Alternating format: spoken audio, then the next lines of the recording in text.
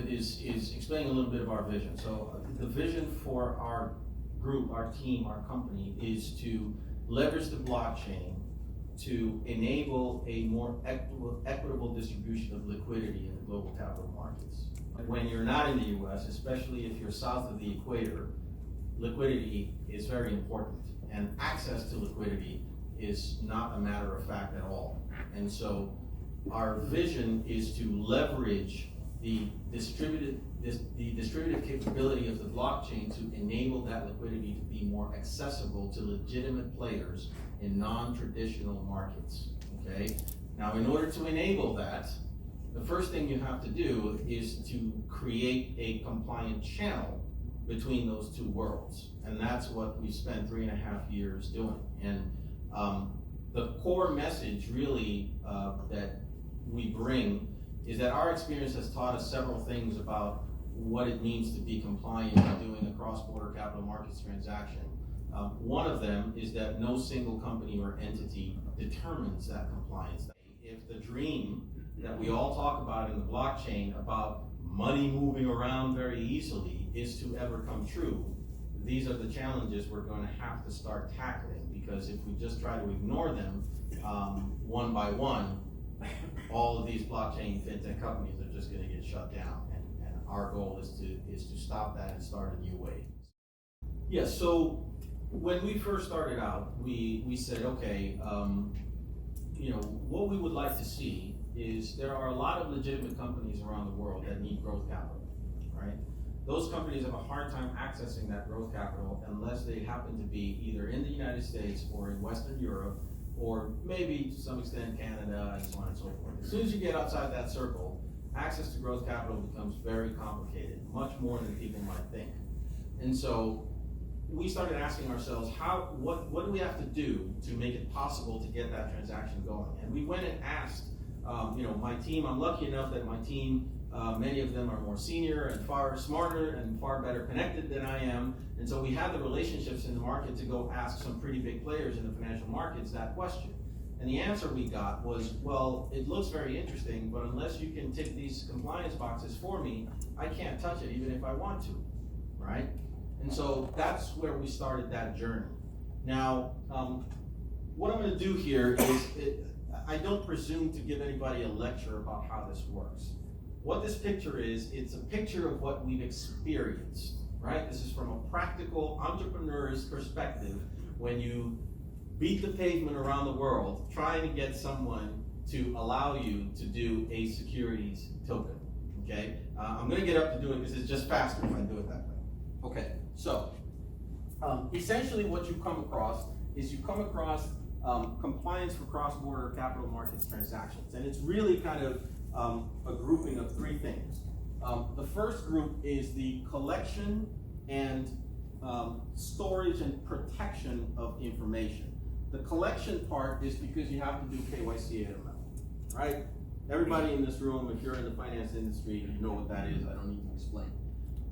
After you collect this information, the storage becomes a huge issue because you have things like GDPR and PSD2 in Europe, which tell you not only that you have to store that information in a very secure way, but it also tells you at the same time that you actually have to allow the owner of that information, meaning the individual, you have to allow them the opportunity to tell you to share that information with somebody else if they would like to.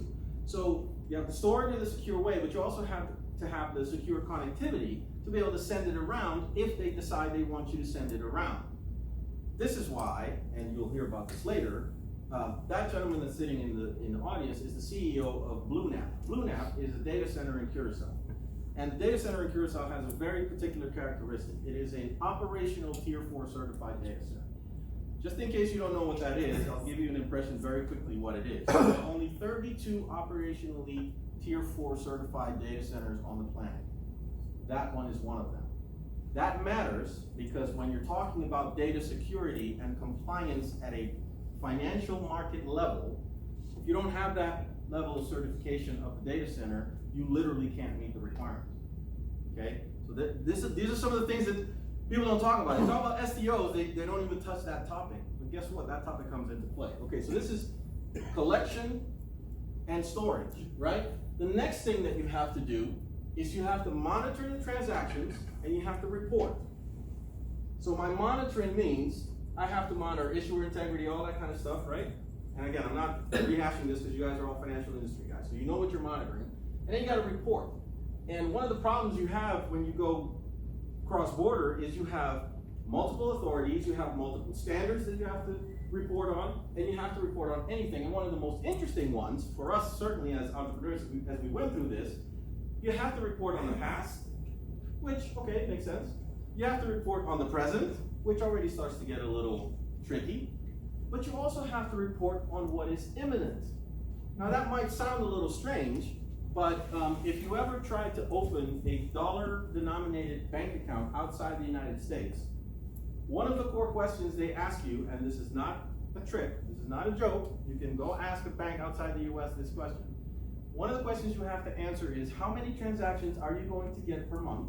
What is their average size? And if you are off by more than 10%, your account will automatically get shut down.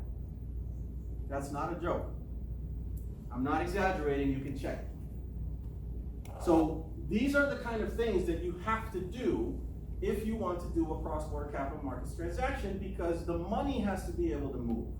It's cute if the token's there, but if the money connected to the token doesn't move, guess what? The issuer that was trying to raise the capital still has zero. So you gotta close the loop. The final part is jurisdictional sovereignty and recourse. So jurisdictional sovereignty has to do with registration. One of the things that some people have decided to do, because the regulators have started to clamp down, is they will say, I am jurisdictionless. Well, again, I don't know how many of you are familiar with cross-border financial transactions and so on and so forth, but from a compliance perspective, there is no such thing as being jurisdictionless, period. If somebody says, I am without jurisdiction, it by definition means you cannot touch them. That's the end of the story, right there. So you have to have a jurisdiction where you're registered, where your contractual validity is set, and then bilateral regimes come into play, because when you do the cross-border, the bilateral regimes will dictate what can and can't happen. And then that also gives you recourse, whether it's arbitration, adjudication, and so on and so forth. Now what's interesting about this is when it's in one country. When you do cross-border, it gets like this. Because every country has that ecosystem, and now you have to interact, and now all of these dictate that interaction. So I'll give a very simple example. One of the questions that we got, and that got us to be accepted by a regulator, is we had it was about a 25, 30-minute conversation, and the last question they asked was, what about FATCA? And my answer was, we've been FATCA registered for over a year. And they said, all right, good, you're good. Now, how many of you do not know what FATCA is? You guys are all financial professionals, so I'm assuming that you know what it is. Okay. Anybody doing an STO in any part of the world, if they touch what is defined as a US person, whether that US person is buying, whether that US person is issuing, or whether they are simply allowing a foreign investor to invest in a US originated asset, they become FATCA required. This means they have to report all the transactions related to that issuance. And guess what? Not only are they FATCA required, the institutions where they bank become FATCA required. What does that mean? What is the effect of that? The effect of that is that today, for example, if you are in a country even like the Netherlands, and you're an American, and you want to have a bank account, it is extremely, extremely difficult. It's almost impossible. Why? Because ABN AMRO in the Netherlands has no appetite for doing FATCA reporting to all US regulators just because they have a handful of US customers. I used to live in the Netherlands. I lived in the Netherlands for 8 years. I had a bank account there from 1994 up until the summer of this year. I got an email from them saying, within the next 60 days, your account is being shut down. And I called them up and said, what did I do wrong? They said, nothing. You live in the US. We're not going to do FATCA reporting because of you. It's not worth it to us. So, the message I give people in general, when I talk to industry, so the blockchain industry, not the financial industry, is if you are doing an STO and this seems like Chinese to you, I suggest you press pause and go ask your lawyer what those acronyms mean. Because whether you like it or not, they apply. The blockchain is not exempt, much like the internet is not exempt. When you do a transaction on the internet, you don't get to say, well, I don't pay taxes or I don't have to report because this is an e-commerce transaction. No, you're still required, and the blockchain is the same. So figuring this out is how we got here, and figuring this out, there's no way to do that just one company. Central banks are involved, securities exchanges are involved, lawyers are involved, auditors are involved.